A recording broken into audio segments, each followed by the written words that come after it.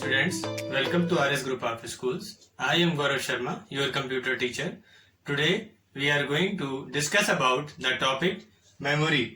आज हम आपके सब्जेक्ट का टॉपिक मेमोरी के बारे में डिस्कस करने जा रहे हैं, जिसमें हम आपको आज बताएंगे कि मेमोरी, कंप्यूटर की मेमोरी क्या होती है और ये कितने प्रकार की होती है। इन सब के बारे में आज हम डिस्कस करेंगे। स्टूडेंट्स, सबसे पहले हम देखेंगे कि मेमोरी क्या होता है। मेमोरी कंप्यूटर का एक ऐसा भाग है जिसमें हम डाटा को सेव करते हैं। डाटा कैसा हो सकता है? डाटा में आप कोई आंकड़े भी हो सकते हैं या फाइल्स हो सकती हैं, ठीक है, इमेजेस हो सकती हैं, सॉन्ग हो सकते हैं, वीडियो ऑडियो फाइल, किसी प्रकार का भी डाटा होगा वो हमारी कंप्यूटर की मेमोरी में सेव किया जा सकता है। ठीक, ये हमारे कंप्यूटर की सबसे मेन पार्ट है। अब देखिए, इसमें दो प्रकार की मेमोरी यहाँ पर आपको दिखाई गई है, एक प्राइमरी मेमोरी और एक सेकेंडरी मेमोरी। इसको हम हिंदी में प्राथमिक मेमोरी और सेकेंडरी मेमोरी को द्वितीयक मेमोरी भी कहते हैं। प्राइमरी मेमोरी को हम इंटरनल मेमोरी भी कह सकते हैं और सेकेंडरी मेमोरी को एक्सटर्नल मेमोरी भी बोल सकते हैं। तो हम सबसे पहले अब देखेंगे कि प्राइमरी मेमोरी क्या होती है। प्राइमरी मेमोरी को प्राथमिक मेमोरी भी कह सकते हैं, इसे हम इंटरनल मेमोरी या मेन मेमोरी भी बोलते हैं। प्राइमरी मेमोरी कंप्यूटर की ऐसी मेमोरी है जिसकी स्पीड बहुत ज्यादा होती है। सेकेंडरी मेमोरी की अपेक्षा प्राइमरी मेमोरी की स्पीड बहुत ज्यादा होती है, और जैसे कि आपको बताया कि ये कंप्यूटर की मेन मेमोरी होती है। मेन मेमोरी इसको क्यों कहते हैं? क्योंकि जो प्रोग्राम करंटली एक्टिव, मतलब जो प्रोग्राम प्रोसेस कर रहा होता है, उस प्रोग्राम को हम कुछ समय के लिए प्राइमरी मेमोरी में रख सकते हैं। प्राइमरी मेमोरी में प्रोग्राम रखा जाता है, जब तक वो प्रोसेस चल रही होती है तब तक वो प्राइमरी मेमोरी में डेटा रहता है, और जब प्रोसेस कंप्लीट हो जाती है तो वो वहां से हटाकर या तो उसको सेव करना है तो सेव कर सकते हैं या तो उसको हटा सकते हैं, और जो दूसरा प्रोग्राम होगा जो उस समय रन हो रहा होगा तो वो फिर से प्राइमरी मेमोरी में आ जाएगा। तो ये हमारी प्राइमरी मेमोरी का वर्क होता है। अब प्राइमरी मेमोरी को हम निम्नलिखित भागों में बांटते हैं। देखिए, यहाँ पर दिखाया जा रहा है रजिस्टर, कैश, रैम, रोम। ठीक, अब ये जो रजिस्टर और कैश और रैम रोम है, देखिए ये क्या होते हैं। रजिस्टर हमारे कंप्यूटर की मेमोरी, ये हमारे सीपीयू के पार्ट है। ठीक है, सीपीयू का 3 पार्ट में डिवाइड किया, सीपीयू के बारे में आपको बताया गया है। उसमें ही सीपीयू की जो मेमोरी होती है रजिस्टर, उसके बारे में हम यहाँ पर बात करेंगे कि रजिस्टर में देखिए क्या होता है। रजिस्टर में जो हमारा लोकेशन है, मेमोरी लोकेशन है, जिस लोकेशन पे हम वर्क कर रहे हैं, उसका एड्रेस, इसमें बहुत कम मात्रा में डेटा सेव हो सकता है, तो मेमोरी का लोकेशन का एड्रेस इसमें सेव करते हैं। जो कि करंटली एक्टिव प्रोसेस होती है उसका एड्रेस इसमें आ जाता है। ठीक, इसी तरीके से कैश मेमोरी क्या है? कैश मेमोरी भी जो करंटली एक्टिव प्रोसेस है वो उसका कुछ पार्ट हमारी कैश मेमोरी में रन हो रहा होता है। ठीक, ये सबसे फास्ट स्पीड मेमोरी होती है। इसी तरीके से रैम और रोम। रैम क्या है? रैम का फुल फॉर्म है रैंडम एक्सेस मेमोरी, और रोम का फुल फॉर्म है रीड ओनली मेमोरी। अब हम देखेंगे रैम और रोम क्या है। देखिए, रैम क्या होती है? रैम वो मेमोरी है जिसमें हम जो प्रोग्राम रन हो रहा होता है उस प्रोग्राम को हम प्रोग्राम चलाते समय इसी भाग में उसको रख लेते हैं, ठीक है, रैम में। और जब वो प्रोग्राम कंप्लीट हो जाता है तो वो जो डेटा है, उसका जो इंफॉर्मेशन जो भी है वो वहां से हट जाती है। देखिए, रैम में एक चीज और होती है कि रैम में अगर लाइट चली गई आपकी बीच में, अगर कनेक्शन आपने जो आपका बिजली का है वो हट गया, तो हमारे रैम में जो डेटा है वो डिलीट हो जाता है। दोबारा से सिस्टम ऑन करते हैं तो रैम में जो भी डेटा होता है वो हट जाता है पूरी तरीके से।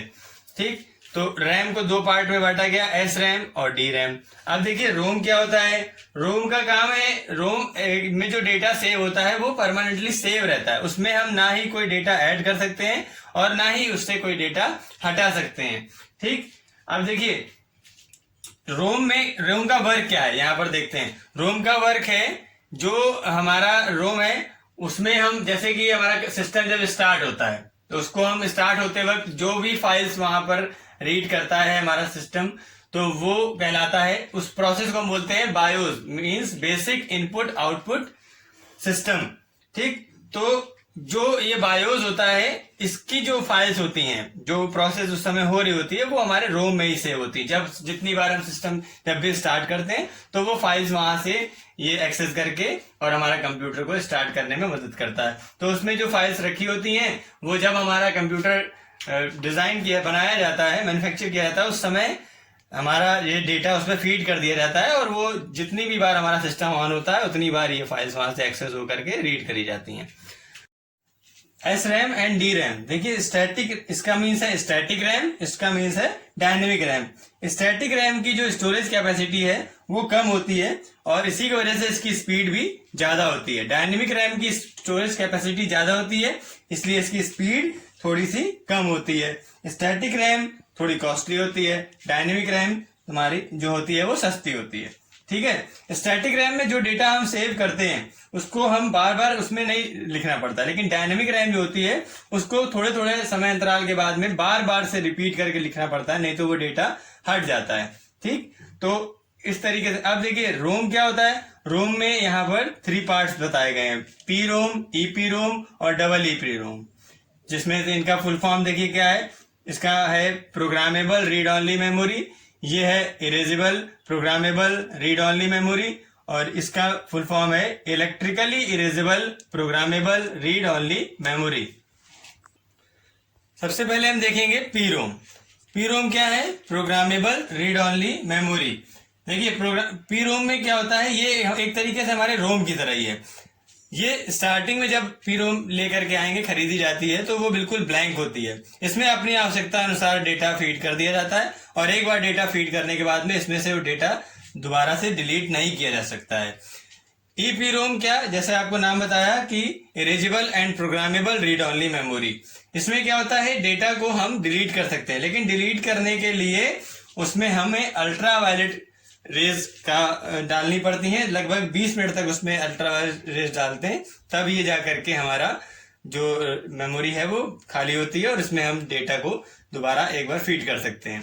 इसी तरीके से हमारा double EP ROM, electrically erasable programmable read only memory, इसमें डेटा को इसमें भी डिलीट कर सकते हैं और डिलीट करने के लिए इसमें हमें इलेक्ट्रॉनिक सिग्नल्स की जरूरत पड़ती है। इलेक्ट्रॉनिक सिग्नल्स की हेल्प से हम इसमें डेटा को हम डिलीट करके दोबारा से जो भी डेटा अपना लिखना चाहते हैं वो लिख सकते हैं।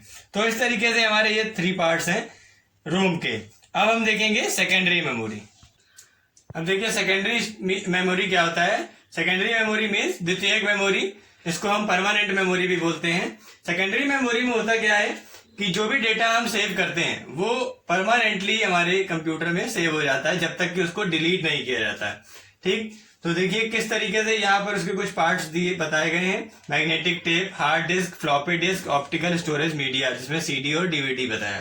ठीक, तो देखिए मैग्नेटिक टेप ये हमारा जैसे एक चुंबकीय टेप भी कहलाता है, हिंदी में इसको चुंबकीय टेप बोलते हैं। इसमें क्या होता है कि ये पहले इसको यूज करते थे, अब यूज नहीं किया जाता है। ये एक रिबन की तरह इसमें रहता था जिसमें कि हम डेटा को सेव करते हैं, जिसको हम जैसे कि आपने छोटे स्टीरियो सिस्टम में कैसेट रहती थी उस टाइप से ये होता है मैग्नेटिक टेप, इसमें डेटा को सेव किया जाता है। हार्ड डिस्क सभी को पता है, हमारे कंप्यूटर सिस्टम पे मेमोरी को स्टोर करने के लिए यूज करी जाती है। इसी तरीके से फ्लॉपी डिस्क ये भी पहले यूज करते थे, इस समय अब इसका यूज बहुत कम किया जाता है। तो फ्लॉपी डिस्क की मेमोरी जो है हार्ड डिस्क की अपेक्षा काफी कम होती है, इसलिए अब इसको यूज करना हम बंद कर चुके हैं। और लास्ट यहाँ पर लिखा हुआ ऑप्टिकल स्टोरेज मीडिया, जिसमें 2 पार्ट बताए हैं, सीडी और डीवीडी। ठीक, तो सीडी का मीन्स कॉम्पैक्ट डिस्क और डीवीडी का फुल फॉर्म है digital versatile disc. CD 2 type की आती हैं, एक रीराइटेबल और एक रीराइटेबल नहीं होती है। उसको मतलब मीन्स इसका मतलब क्या हुआ कि सीडी एक रीराइटेबल का मतलब क्या है कि एक बार डेटा सेव करके उसको हम दोबारा से डिलीट करके फिर से उसमें डेटा को राइट कर सकते हैं। जबकि जो रीराइटेबल नहीं है उसमें हम जो डेटा एक बार सेव कर देते हैं वो दोबारा से फिर उसको हटाया नहीं जा सकता। तो इस तरीके से ये हमारे सीडी और डीवीडी होते हैं। Students, today we have seen the topic computer memory. Try to understand this topic. आप जो आज टॉपिक पढ़ा है उसको समझने की कोशिश करिए और कोई डाउट हो तो मुझसे पूछिए। तब तक के लिए keep studying and be happy always. Thank you.